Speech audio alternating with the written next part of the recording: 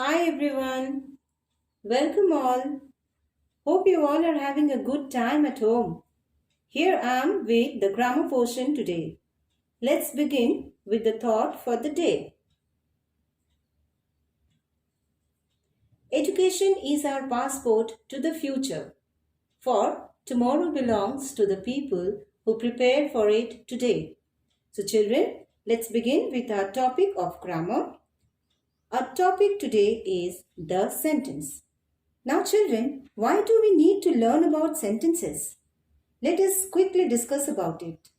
We should remember that we make sentences with the help of words or group of words, and sentences make the language. So it is necessary that we should learn to make correct sentences. A proper and correct sentence expresses our emotions, feelings or thoughts. If we learn to make sentences, then we will develop our fluency in writing as well as speaking. So let us see some examples. If I say, hard is work useless, intelligence without. Well, is the sentence clear and meaningful to you? Is it a correct form of sentence formation? No way. Now, let us arrange these words in a proper manner. Now, if I say, intelligence without hard work is useless, that means you understood and it is very clear to you that it makes a proper statement. So children, if you have got the answer correct, then this one is for you. Great. So let's sum up the definition. It says, a group of words that makes a complete and meaningful sense is called a sentence. Things to remember. A sentence always begins with a capital letter. The words in a sentence must be in proper order. A sentence always has a verb in it. It may end with a full stop, question mark or an exclamation mark. Some more group of words coming up for you. Let us go through. 2 hours late, all the players, tired of waiting, advantages and disadvantages, etc. Now children, are they making any sense? Yes, of course they are. We are able to understand this group of words, but as they are making only meaningful sense and not sentences. So children, when we find some group of words which make sense but are not in a complete form, then we call it as a phrase. Now let us see the definition of a phrase. A group of words that make sense but not complete sense is called a phrase. Now here also we have certain things to remember. Let us go through those things. Firstly, just any group of words cannot be described as phrase.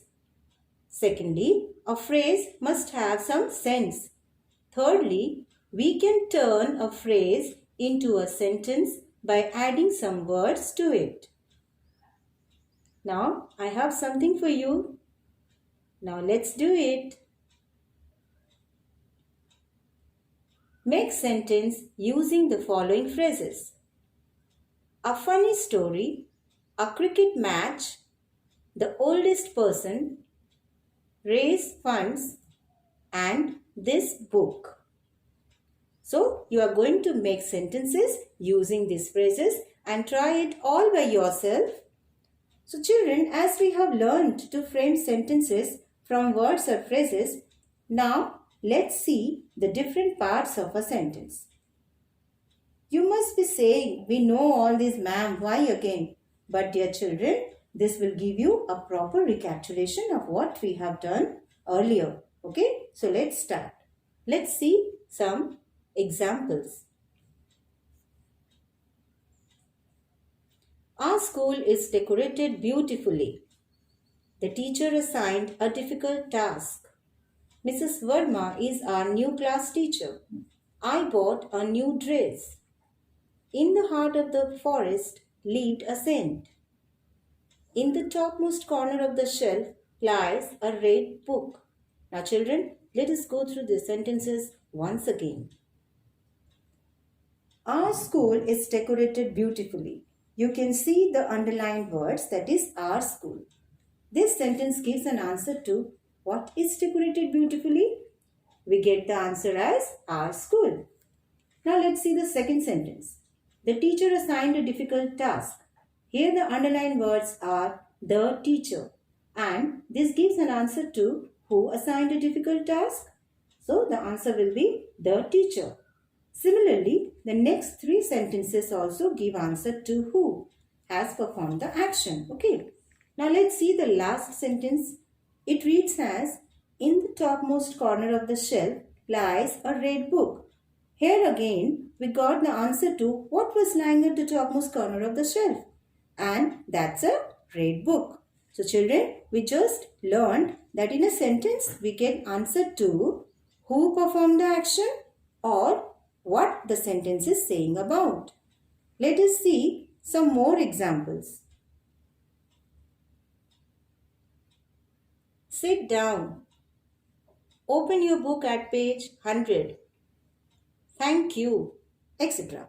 Now children, if we ask a who or what form of question here, we may not get a clear answer.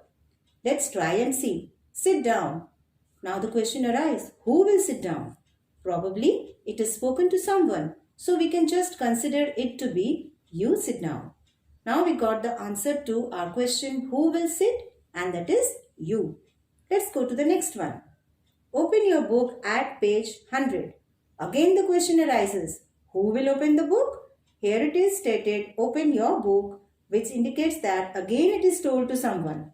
So again the answer is, you open your book at page 100. Let's see the last one. Thank you. Well, here also the question arises as, who is thanking you? Probably the speaker, right? Since no name is mentioned, we can say, I thank you. Okay? Let's see our answers.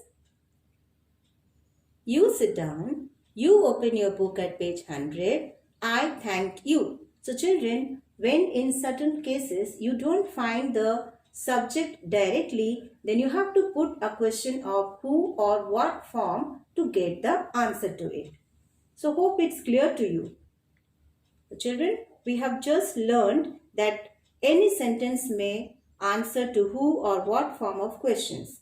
And when we get answer to these questions, we say that it is the subject of the sentence and the other part is taken as the predicate of the sentence. So, every sentence has two parts, the subject and the predicate. Some important things to remember. The subject of a sentence may be a word or a group of words that tells us who or what does something. In a sentence, what we talk about is the subject. The part of the sentence which says something about the subject is called a predicate. It may speak about the subject or an action of the subject. The subject usually precedes the predicate. However, in some cases, the subject follows the predicate. The predicate always contains the verb and tells us more about the subject. The subject can be identified by placing the word who or what before the verb. Now let's do some more exercises. Underline the subject in the following sentences. Let me read out the sentences for you. All the players contributed to the victory of the team. Second, the fox looked at the piece of cheese. Third, go.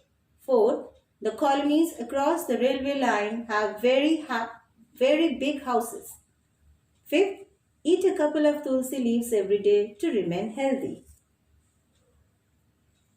So my dear children, that's all for today. I hope you understood it and would surely try to do the task given. Wish to see you all soon. Bye for now.